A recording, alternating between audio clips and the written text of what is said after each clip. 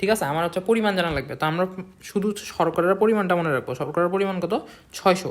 ঠিক আছে, শর্করার পরিমাণ হচ্ছে 600। এখন এই 600কে আমরা হচ্ছে কী করবো? 4 দিয়ে ভাগ করবো। ঠিক আছে, 600কে 4 দিয়ে ভাগ করলে কত আসে? 150। 150 হচ্ছে আমিষের। ঠিক আছে, দেন এটাকে হচ্ছে আবার 3 দিয়ে ভাগ করবো। এবার হচ্ছে 3 দিয়ে ভাগ করবো। 3 দিয়ে ভাগ করলে কত হবে? 50। ঠিক আছে, তাহলে 50 কত? স্নেহদ্রব্যের। এখন 50 থেকে 55 এটা আমরা মনে রাখবো। এখন এর 55 যদি মনে রাখি, তাহলে এখানে দেখো 5500 থেকে 5600 হচ্ছে কার? ভিটামিনের। ঠিক আছে, 5500 থেকে 5600 হচ্ছে ভিটামিনের। এবং খনিজ লবণ কত? 8 থেকে 10 গ্রাম। এটা আমরা কীভাবে মনে রাখবো? আমরা জানি পৌষ্টিক নালীর দৈর্ঘ্য কত? 8 থেকে 10 গ্রাম। ঠিক আছে, তারপর হচ্ছে গিয়ে পানি। ঠিক আছে, পানি কত গ্রাম লাগে? 2 থেকে 3 লিটার। এখান থেকে আমরা যেটা বুঝতেছি যে আমাদের সবচেয়ে বেশি 6টা খাদ্য উপাদানের মধ্যে কোনটা বেশি লাগে যদি বলি, তাহলে সেটা হচ্ছে পানি। পানি হচ্ছে কি সবচেয়ে বেশি লাগতেছে আমাদের। ঠিক আছে, পানি হচ্ছে গিয়ে সবচেয়ে বেশি লাগতেছে। তারপরে যেটা বেশি লাগতেছে সেটা হচ্ছে গিয়ে শর্করা। ঠিক আছে, যদি কোশ্চেন করে পানির পরে কোনটা সবচেয়ে বেশি লাগে, সেটা হচ্ছে শর্করা। ঠিক আছে, যদি বলে যে কোনটা সবচেয়ে বেশি লাগে, সেটা হচ্ছে পানি। আর যদি পানির পরে কোনটা সবচেয়ে বেশি লাগে, সেটা হচ্ছে কি শর্করা। এখন এদের ব্যবহার সম্পর্কে জানতে হবে। তো পানি হচ্ছে, তো আমরা জানি প্রোটোপ্লাজমকে সিক্ত রাখা, এটা কাজ। ঠিক আছে, ভিটামিন এবং খনিজ লবণ দুইটার কাজই হচ্ছে কি পুষ্টি এবং বৃদ্ধিতে সহায়তা করা। ঠিক আছে, পুষ্টি আর বৃদ্ধিতে সহায়তা করা কার কাজ? ভিটামিন, খনিজ লবণ দুইটার। এখন ভিটামিন এক্সট্রা একটা কাজ করে, সেটা হচ্ছে রোগ প্রতিরোধ ক্ষমতাও বৃদ্ধি করা হচ্ছে ভিটামিন। এখন শর্করা, আমরা বলি না আমরা টায়ার্ড হয়ে গেলে ভাত খাই, ভাত খাইলে কী হয়? শরীর গরম হয়। তাহলে মূলত কী উৎপন্ন হয়েছে? ভাত খাওয়ার পরে শক্তি উৎপন্ন হয়েছে এবং আমরা কাজ করার শক্তি পাইছি। ঠিক আছে, এবং স্নেহদ্রব্যটাও সেম কাজ করে এবং দেহের তাপ নিয়ন্ত্রণ করে। আর বাকি যেটা থাকে দেহের বৃদ্ধি, কোষ গঠন, ক্ষয়পূরণ, এনজাইম, হরমোন সব হচ্ছে আমিষের কাজ। এখন মানুষের খাদ্য, এখন শর্করা পরিপাককারী এনজাইম, এটা জানতে হবে, অ্যামাইলোলাইটিক এনজাইম। ঠিক আছে, তারপর আমিষ পরিপাককারী এনজাইম, প্রোটিওলাইটিক এনজাইম। স্নেহদ্রব্য যেটা লিপিড, তাহলে লাইপোলাইটিক এনজাইম। ঠিক আছে, প্রোটিনকে হচ্ছে প্রোটিওলাইটিক এনজাইম, আমিষকে হচ্ছে শর্করাকে হচ্ছে অ্যামাইলোলাইটিক এনজাইম। এবং এদের সরল রূপটাও জানতে হবে। শর্করার সরল রূপ হচ্ছে গ্লুকোজ, এবং আমিষের হচ্ছে অ্যামিনো অ্যাসিড, আর এটা হচ্ছে ফ্যাটি অ্যাসিড, আর হচ্ছে গ্লিসারল। ঠিক আছে, তো এখান থেকে আর হচ্ছে গিয়ে আর এই যে উপাদান, এদের উৎসগুলো জানতে হবে। তো এখানে হচ্ছে গিয়ে যদি একবার দেখি মাছ, মাংস, ডিম, ডাল, ঘি, মাখন। ঠিক আছে, এগুলো সবগুলো হচ্ছে পরিচিত, এগুলো আমরা পারবো। যেটা হচ্ছে গিয়ে একটু দাগাই রাখতে হবে, সেটা হচ্ছে গিয়ে শাকসবজি। ঠিক আছে, শাকসবজি শাকসবজি হচ্ছে হাসান স্যারের বইতে হচ্ছে গিয়ে এটাকে শর্করা বলছে, কিন্তু হচ্ছে আলিম স্যারের বইতে সবজিকে হচ্ছে গিয়ে আমিষ বলা হয়েছে। ঠিক আছে, তো আচ্ছা, তো আর যদি হচ্ছে শাকসবজি থাকে, তাহলে হচ্ছে কি আমরা দাগাবো হচ্ছে শর্করা। যদি বলা হচ্ছে গিয়ে সবজি ফল, ঠিক আছে, সবজি ফল দুইটা একসাথে থাকে, আমরা দাগাবো হচ্ছে আমিষ। ঠিক আছে, আচ্ছা, তো এখন হচ্ছে কি আমাদের মুখ বিবরের মধ্যে আমরা যাব। তো মুখ বিবর থেকে আমরা কয়টা জিনিস পড়বো বলছিলাম? মুখ বিবর থেকে আমরা হচ্ছে 3টা জিনিস পড়বো বলছিলাম, রাইট? মুখ বিবর থেকে আমরা বলছিলাম হচ্ছে গিয়ে 3টা জিনিস। সেটা হচ্ছে, একটা হচ্ছে দাঁত, একটা হচ্ছে জিহ্বা, আর একটা হচ্ছে গিয়ে লালা গ্রন্থি। ঠিক আছে, এই 3টা হচ্ছে মুখ বিবরের অংশ। আচ্ছা, তো আচ্ছা, আমরা প্রথমে হচ্ছে গিয়ে কী নিয়ে পড়বো?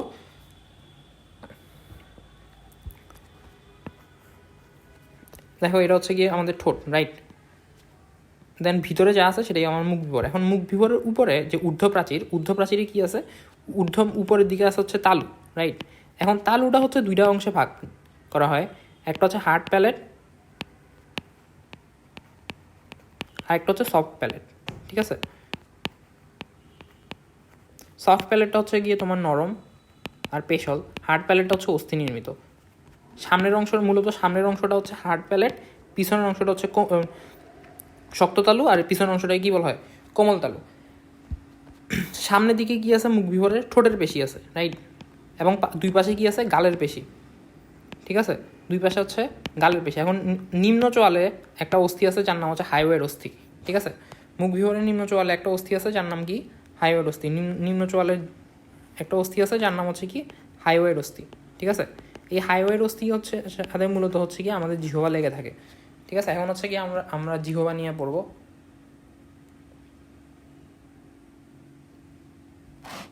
দেখো, জিহ্বা হচ্ছে গিয়ে মূলত 3টা জিনিস নিয়ে গঠিত। ঠিক আছে, একটা হচ্ছে গিয়ে আবরণী কলা, একটা হচ্ছে পেশি, একটা হচ্ছে গ্রন্থি। ঠিক আছে, আবরণী কলার মধ্যে 2টা জিনিস আছে, একটা হচ্ছে শ্বাতকোরক, আরেকটা হচ্ছে প্যাপিলি। এখন সাতকোরক থেকে আমার যেটা জানতে হবে, সাতকোরক থেকে এটা মনে রাখতে হবে। প্রথম কথা হচ্ছে যে সাতকোরক হচ্ছে গিয়ে ফ্লাক্স আকৃতির, কি আকৃতির? ফ্লাক্স আকৃতির, ঠিক আছে। নাম্বার ওয়ান হচ্ছে সাতকোরকগুলো হচ্ছে ফ্লাক্স আকৃতির। 2 নাম্বার যেটা মনে রাখতে হবে, এদের সংখ্যা হচ্ছে কত? 10,000, ঠিক আছে।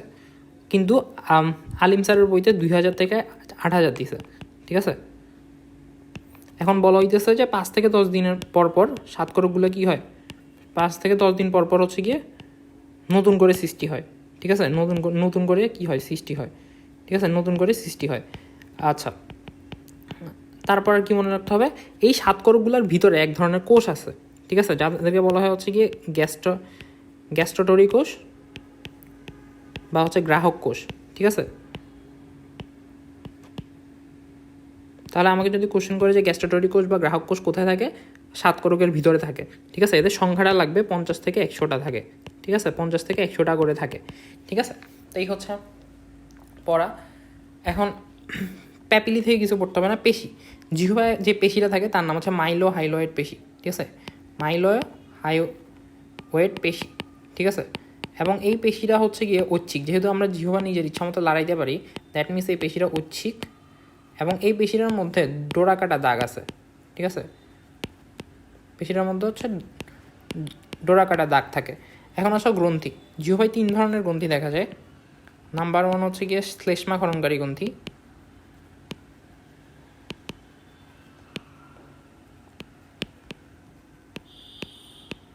নাম্বার 2 হচ্ছে গিয়ে সেরাস গ্রন্থি,